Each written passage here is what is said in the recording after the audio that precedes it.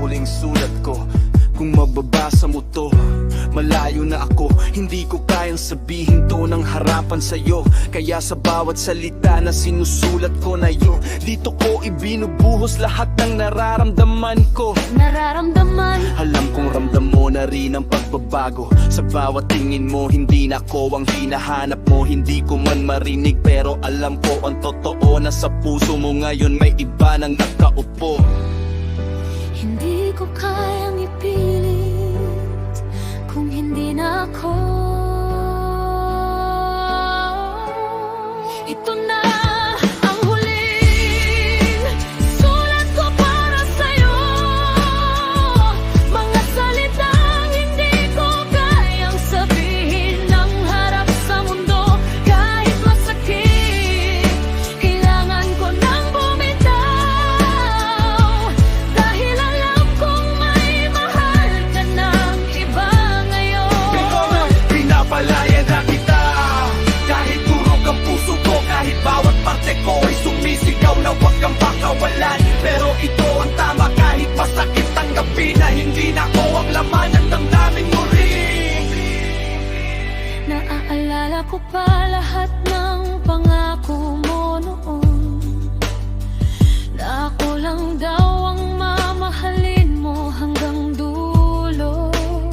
Pero siguro may mga bagay talagang nagbabago. Kahit gaano mo pagkagustong manatili sa isang tao. Nagbabago, hindi kita sinisisi kung ang nararamdaman ay nag-iba. Hindi naman natin kontrol ang puso kung saan pupunta. Masakit lang isipin ako'y napalitan ng isang taong mas mahalaga pa kaysa ating pagmamahalan. Kung pwede lang sana bumalik. Pero hindi Pero hindi na ang huling sulat ko para sa'yo. Mga salitang hindi ko kayang sabihin ng harap sa mundo. Kahit masakit, kailangan ko nang bumitaw.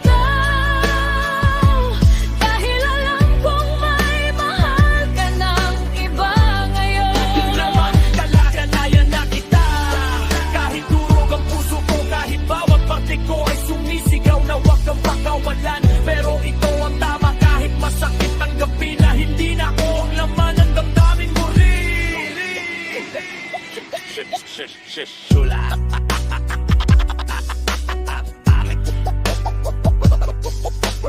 Asakit. Asakit. Sulat.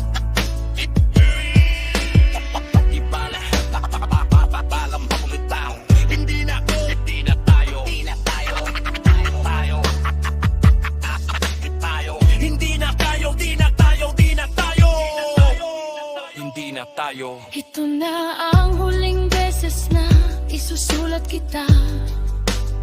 Sa bawat letra na to, unti-unti kitang pinapalaya.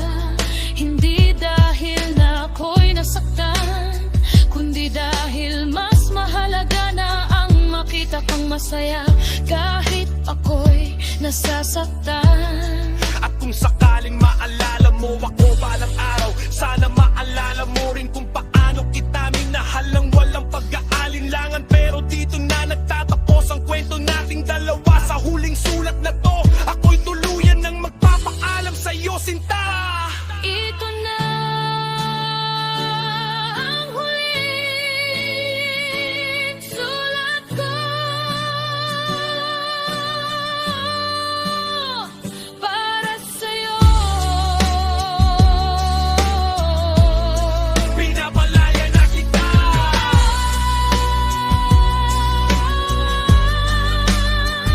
Kahit masakit,